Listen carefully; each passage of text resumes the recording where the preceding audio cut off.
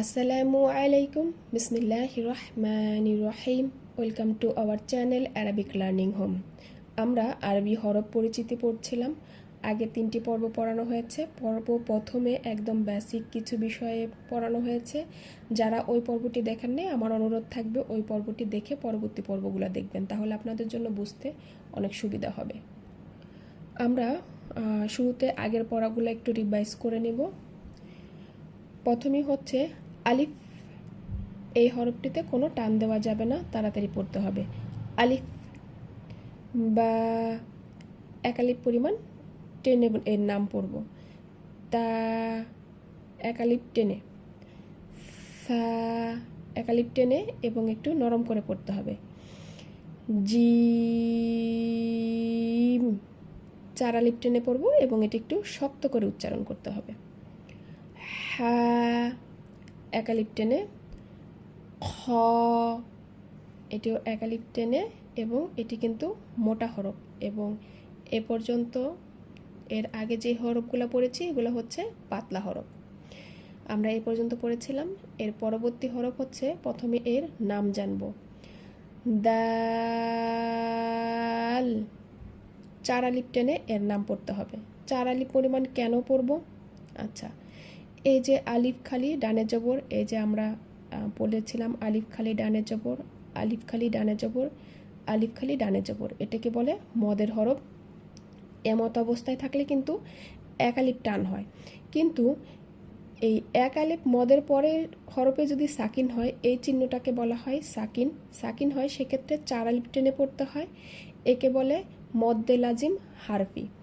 আমরা আল কোরআন পড়ার ক্ষেত্রে এমন কন্ডিশন অনেক জায়গায় পারবো, সেক্ষেত্রে কিন্তু ওই জায়গাগুলোতে 4 আলিফ টেনে পড়তে হবে। আমরা যখন প্র্যাকটিক্যালি পড়বো তখন এগুলো নিয়ে আরও বিস্তারিত বলবো। আপাতত এতটুকু জানলেই হবে যে এই হরফটি বানান করে পড়ার ক্ষেত্রে আমরা 4 আলিফ টেনে পড়ব। কিভাবে বুঝবো 4 আলিফ? বন্ধ 4টি আঙুল খুলতে যতটুকু সময় লাগে সেটি হচ্ছে 4 আলিফ টানা। দাল এর নাম জানলাম, এবার জানবো এর মাখরাজ অর্থাৎ উচ্চারণের স্থান। এই তায়ের মাখরাজ যেখানে, এই দালেরও মাখরাজ একই স্থানে, অর্থাৎ জিহবার আগা উপরের 2 দাঁতের গোড়ার সাথে লাগায়া দাল উচ্চারিত হবে। দাল নাম জানলাম, এর মাখরাজ জানলাম। এবার জানবো এটি কোন ধরনের হরফ, মোটা হরফ নাকি পাতলা হরফ। এটি হচ্ছে পাতলা হরফ। যেহেতু এটি পাতলা হরফ, তাহলে এর সাউন্ড বা ধ্বনি কি হবে? পাতলা হবে। তাহলে আমরা নাম এবং ধ্বনি পাশাপাশি শিখব, তাতে আমাদের সুবিধা হবে বুঝতে। যেমন প্রথমে নাম দাল, এরপরে এর সাউন্ড দা, দাল দা। আশা করি বুঝতে পেরেছেন।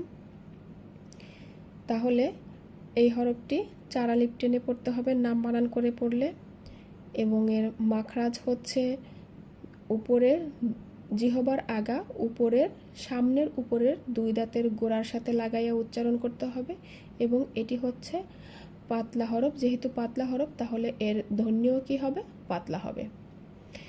এর পরবর্তী হরফ হচ্ছে যাল। লক্ষ্য করি আগের ক্ষেত্রে যেরকম আলিফ খালি ডানে জবর, এখানেও কিন্তু আলিফ খালি ডানে জবর আছে। তাহলে কি এখানে হচ্ছে এক আলিফ মদ, এবং এক আলিফ মদের পরবর্তী হরফেই কিন্তু সাকিন আছে, এই হরফটাকে বলা হয় সাকিন। এই ক্ষেত্রে আমরা কি করব? 4 আলিফ টেনে এর নাম বানান করে পড়ার ক্ষেত্রে 4 আলিফ টান হবে, এবং এইটাকে বলে কি? মদ্দে লাজিম হারফি। মদ্দে লাজিম হারফি। তাহলে প্রথমে এর নাম জানলাম যাল। এবার আসি এর মাখরাজ অর্থাৎ উচ্চারণের স্থান। উচ্চারণের স্থান হচ্ছে আমরা ফা যে স্থান থেকে উচ্চারণ করেছি এর মাখরাজ কিন্তু একই স্থানে, অর্থাৎ জিহবার আগা সামনের উপরের 2 দাঁতের আগার সাথে লাগাইয়া যাল উচ্চারিত হবে, এবং এটি কিন্তু নরম করে উচ্চারণ করতে হবে। আমরা কিন্তু এই হরফটিও কিন্তু নরম করে উচ্চারণ করেছিলাম। লক্ষ্য রাখতে হবে এই হরফগুলোও কিন্তু একটু নরম করে উচ্চারণ করতে হবে। যেহেতু এটি পাতলা হরফ, তাহলে এর সাউন্ড কি হবে? পাতলা হবে। অর্থাৎ নাম এবং সাউন্ড যদি আমরা পাশাপাশি অনুশীলন করি সেক্ষেত্রে আমাদের আরও সুবিধা হবে বুঝতে। আমি যদি প্রথমেই নাম বলি, ভ্যাল, এবার বলি এর সাউন্ড ভ্যা, নরম করে কিন্তু হবে, ভ্যা ভ্যা, ভ্যাল এর নাম। এবার ধ্বনি বা সাউন্ড ভ্যা। আশা করি বুঝতে পেরেছেন। আরেকটি বিষয় লক্ষ্য করি, এই ভ্যাল এবং দাল, এটি হচ্ছে ভ্যাল, এটি হচ্ছে দাল, এটিতে কোনো নোক্তা নেই, এটিতে হচ্ছে এক নোক্তা, উপরে এক নোক্তা। এবং আগের হরফগুলা দেখি, এখানে যদি আপনি জিম লেখা শিখেন তাহলে আপনি হা এবং খ এই লেখাটাও লিখতে পারবেন। জিমের মধ্যখানে এক নোক্তা, হা এ কোনো নোক্তা নেই, খ এর উপরে এক নোক্তা। আবার বা যদি লিখতে পারেন তাহলে তা, ফা এই দুটি হরফও লিখতে পারবেন। আবার দেখেন এই দাল যদি লিখতে পারেন তাহলে দাল এটাও লিখতে পারবেন, শুধু উপরে এক নোক্তা। এই ক্ষেত্রে আপনাকে সহযোগিতা করবে যে আপনি একটা হরফ যত ভালো মতো শিখবেন, পরবর্তী হরফগুলা কিন্তু ততই ভালো হবে এবং আপনার অনুশীলনে কিন্তু খুব সহজ হবে। পড়ার পাশাপাশি কিন্তু লেখাও আমরা প্র্যাকটিস করাবো, কিন্তু আগে আমরা এই হরফ পরিচিতিগুলো শেষ করি, তারপরে হচ্ছে আমরা লেখা যখন লিখবো তখন কিন্তু আপনাকে চট করে একটা হরফ দেখেই কিন্তু বলে দিতে হবে যে এই হরফটা কি। তখন কিন্তু আপনি এই ফায়ের উপরে 3 নোক্তা, এটা দেখেই কিন্তু বুঝবেন যে এটা ফা। আবার বায়ের নিচে এক নোক্তা, এটা দেখেই কিন্তু বুঝবেন বা, কিন্তু তিনটা কিন্তু শেপই কিন্তু একরকম। আবার যখন জিম এটা এবং হা, খ এগুলো লিখবেন তখন কিন্তু আপনাকে এই শেপ কিন্তু একই রকম, কিন্তু আপনাকে নোক্তা দেখে বুঝতে হবে। যেমন এটার মধ্যখানে এক নোক্তা, হা এ কোনো নোক্তা নেই, খ এর মাথার উপরে এক নোক্তা।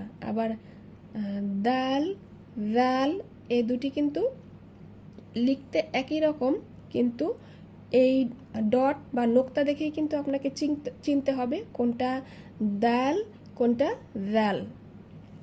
এটাই শুধু পার্থক্য। এজন্য কিন্তু আপনাকে খুব সুন্দর করে মনে রাখতে হবে, একদম মাথায় গেঁথে ফেলতে হবে। আশা করি বুঝতে পেরেছেন। আজকের ক্লাস এই পর্যন্তই। সবাই ভালো থাকবেন। আল্লাহ হাফেজ।